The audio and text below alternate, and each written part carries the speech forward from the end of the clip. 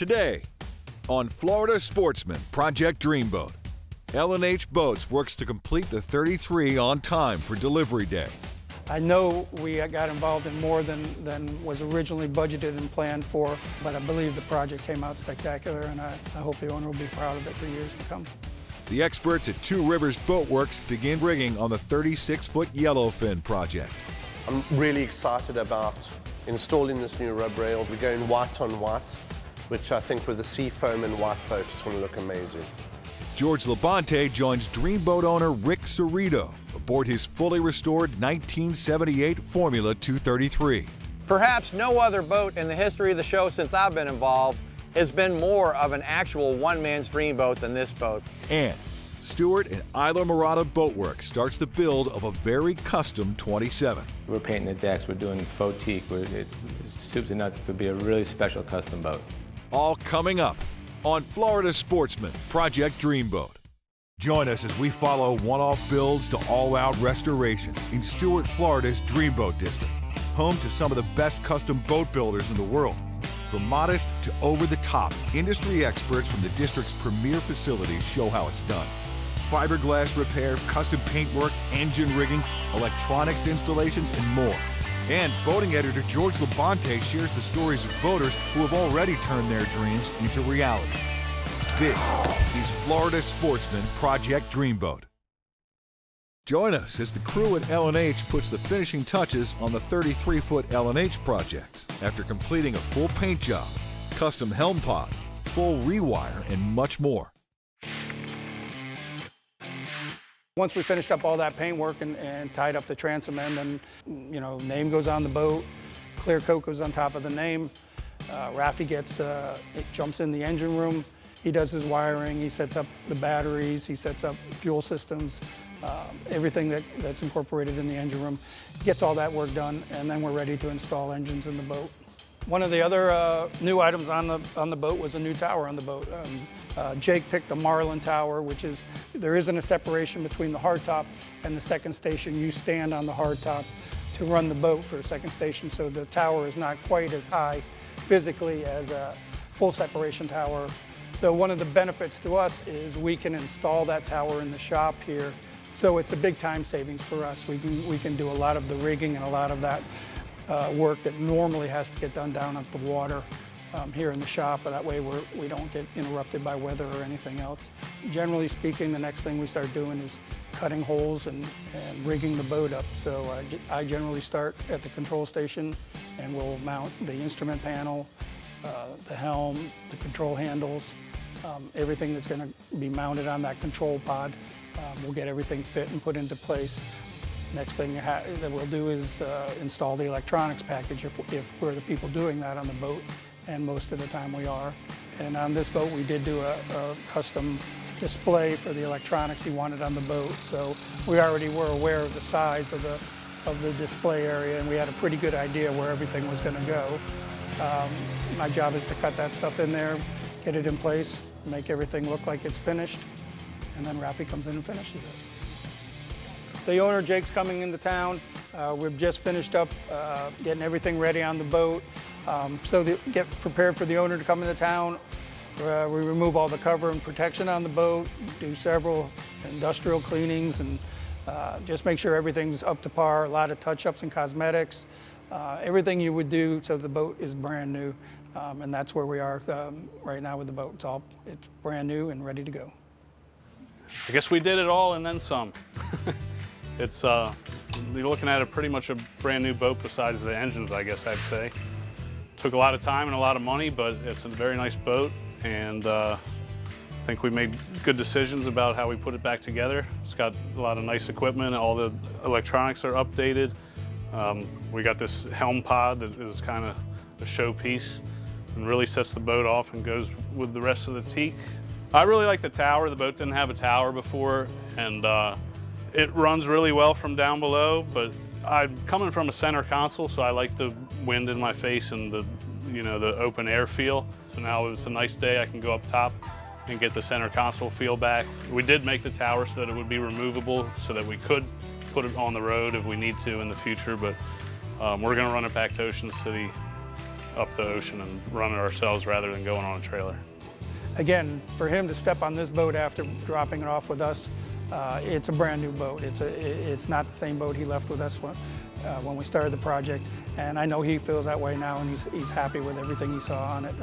Everything ran great. Definitely spent more money than I planned on spending, but it is a nice boat. I think anybody walking up to it would mistake it for a new one. I think it's going to be a nice platform for the family and hopefully get my boys into fishing and boating the same way that I am and the way that my dad brought me up into it. Well, we were real happy with the project as it turned out. The boat ran spectacular. Again, everything we do is to ensure that the project should and appear to be a brand new boat when it leaves here again. The only thing that will age this boat now is the number of hours on the engine. The paintwork is brand new, the tower is brand new, the electronics is brand new. So I was very proud of that. I'm very happy. I hope the owner is too. I know we got involved in more than was originally budgeted and planned for, but I believe the project came out spectacular, and I hope the owner will be proud of it for years to come.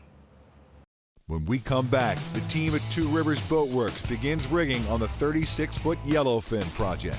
This segment brought to you by Two Rivers Boatworks. Exceptional design, quality, and craftsmanship. Dreaming of transforming your boat into the envy of the fleet? The experts at Two Rivers Boatworks are dedicated to customizing your boat to your specific needs and personality. Specializing in fiberglass and composites repair, professional painting, systems installation, and more. Founded by boating enthusiasts, we understand the enjoyment of being on the water, offering exceptional design, craftsmanship, and quality, so you can spend more time on the water than dreaming about it. Visit our facility in Stuart, Florida, and turn your boating dreams into reality. Welcome back to Florida Sportsman, Project Dreamboat. Join the team at Two Rivers Boatworks as they begin rigging on the 36-foot Yellowfin project. At Two Rivers Boatworks, we got a Yellowfin in, and we've done quite an extensive amount of work on it. The guys have worked really, really hard on the boat. They've done a really fantastic job. We get into the final stages of the boat now. We've got the boat in rigging. The guys have been working really, really hard on all the electrics, getting it all neat and in place. You can look at it and make sense of it. So Taco are supplying us with one of their new rub rails. I'm really excited about installing this new rub rail because I've never seen it before. It's a new product. We're going white on white, which I think with the sea foam and white boat, it's going to look amazing. Hi, I'm Dan McCarthy. I'm the head rigger here at Two Rivers. My responsibilities that we're working on now is a 36-foot Yellowfin. Today we did the rub rail on the boat. One of the things we have to do before we start to put the rub rail on is we went back through, and because this new rub rail is on 8-inch centers on the pre-drilled holes, and the old rub rail was at 6. So we went back through and we basically just took some silicone and we backfilled all the holes so that there'd be no leakage issues or no water intrusion issues. Also, when we went around the boat, it's a 12-year-old boat, so you know it's kissed the dock more than once, and there was a couple places where the top cap to the deck was a little bit separated, so we went back through and we added some polyurethane adhesive up inside there to seal that up, make sure that no water intrusion came in there. Once we had everything sealed up satisfactory like that, we also went back through and tested all the main bolts that locked the cap to the hull. Make sure they were all flush too, so there wouldn't be anything that would cause any problems. The rub rail that we used was a one-piece. It's an extrusion, so they can make it basically as long as you want it. You order it to size, and that way it's one whole solid piece. It's really a cleaner look to go with the one piece like that. It's just a nicer all-around. It's a little bit stronger too. When I do a rub rail, usually the back of it towards the transom, you have some really, that's where you get all your funky angles and your funky wraparounds and things like that. It's easier to start the rub rail on a nice flat straight section. Leave enough, of a tail end to hit the areas where you know you're going to need it on the transom. But start on the flat section, get a few bolts in like that. It'll just give you the nice line. Don't be afraid if the pre-drilled hole, in this case we had probably 5 or 6 instances where the deck to the cap screws, because it has a mechanical fastener as well, was right in the way. not a big deal. Go over 1 inch, drill a new hole and put it in there. And then go back to the pre-filled centers and you won't have issues. The insert is usually pinched together to narrow it, so you'll basically bend it in, and it goes in, you slide it in on one side and you push in the other track with the other. It snaps into place and you're good to go. It's meant to be a cover for the screw, so you don't see all the screw heads, but also it's usually the first point of contact with the dock. So it's one of those things that can be easily stripped off and put back on or replaced, as needed in case you have those little boat rash accidents there. The rub rail came out amazing. The guys did a good job putting it on. I'm really happy to work with Taco. They're producing an amazing product. Next on the boat, we put in some jack plates on, remounting the engines. Finally, we get to put the custom painted cowlings together. Then the owner has said, take the boat out and give it a good work over. And I have to admit, I'm looking really, really forward to that. When we return, FS Boating editor George LaBonte joins Dreamboat owner Rick Cerrito aboard his fully restored 1978 Formula 233 in this week's One Man's Dreamboat segment. This segment brought to you by Pacer Group, marine-grade electrical wire, components, and systems. For more than 30 years, Pacer Group has been the most trusted provider of wire, cable, and electrical products to the top marine manufacturers. All of our wire and cable is made in the USA to ensure it's the best in the industry. Pacer Group provides the highest quality electrical products to be found at one place. You can order with us at pacergroup.net. Shop online and ship, or pick up your web order within an hour at our Hollywood, Florida location.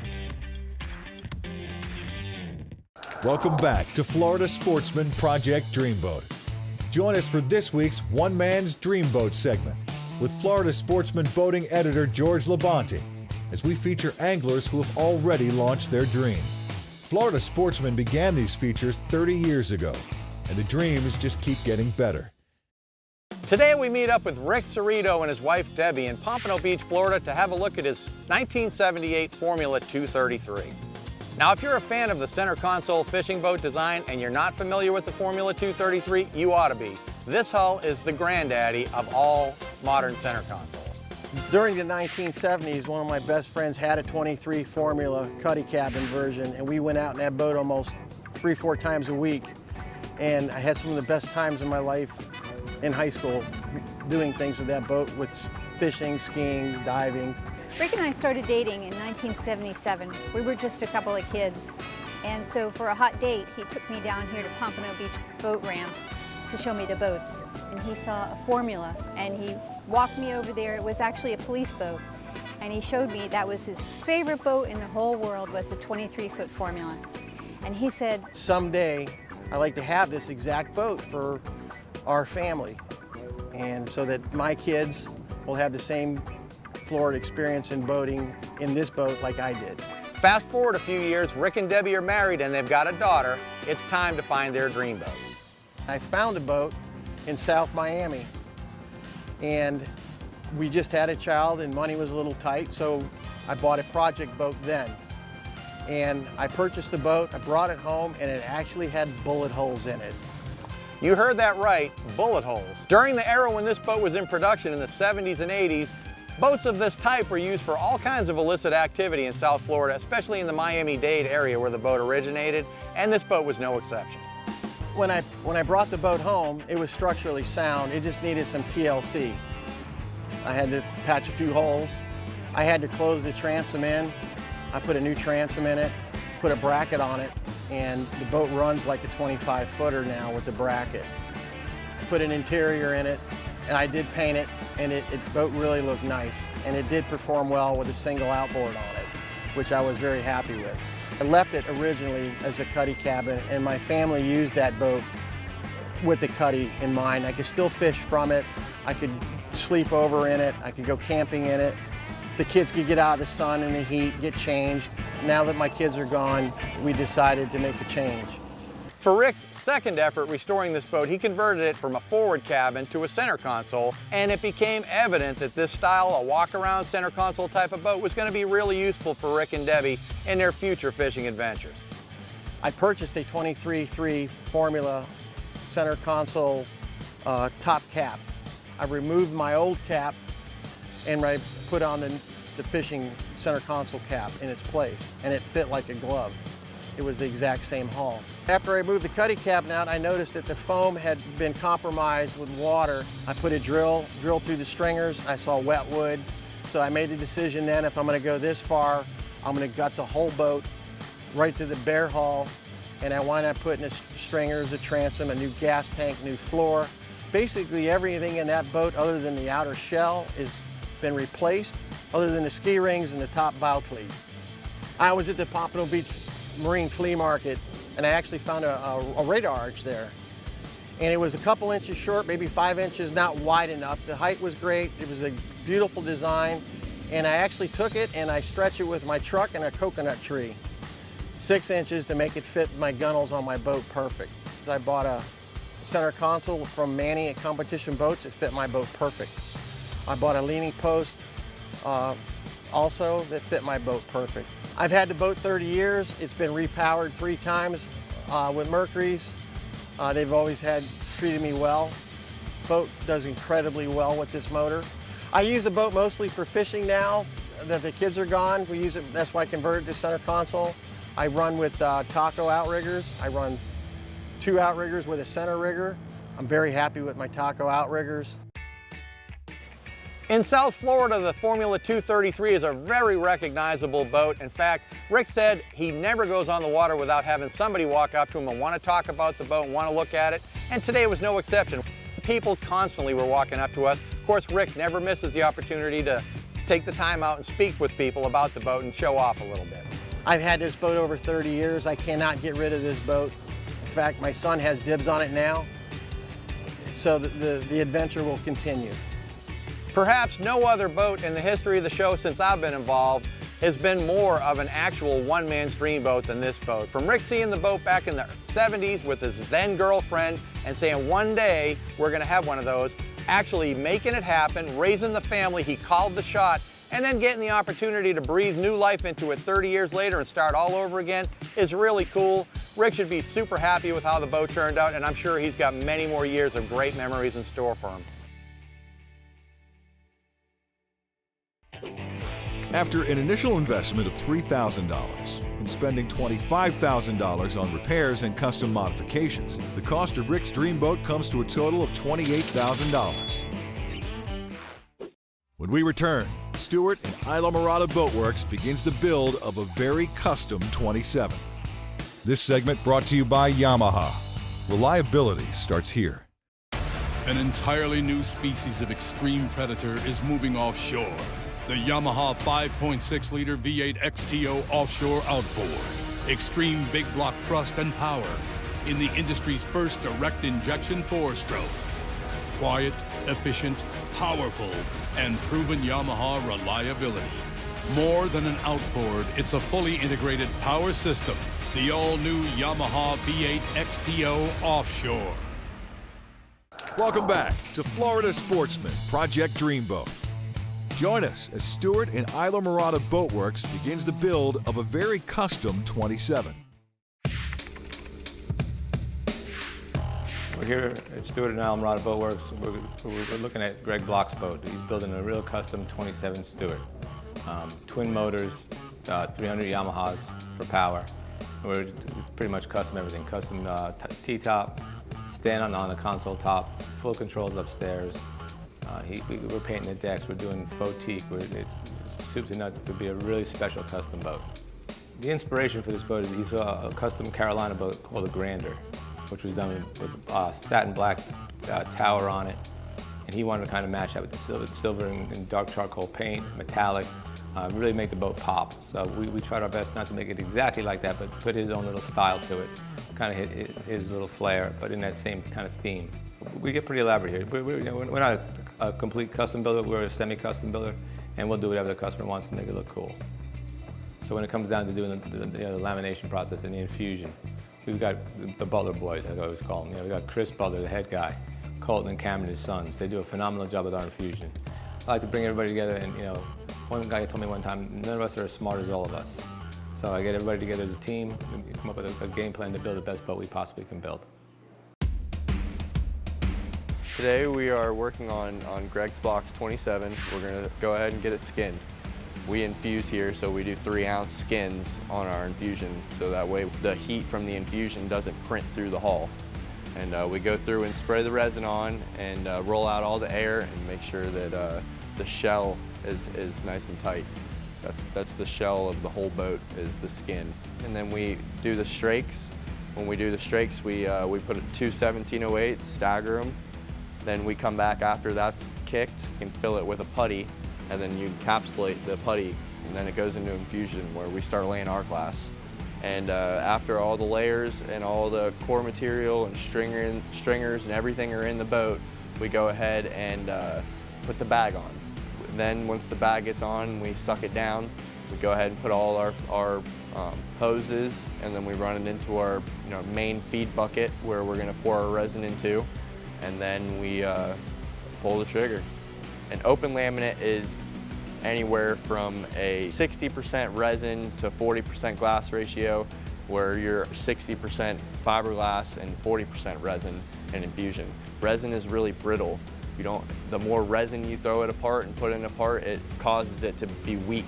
Fiberglass is where you're going to get all your strength.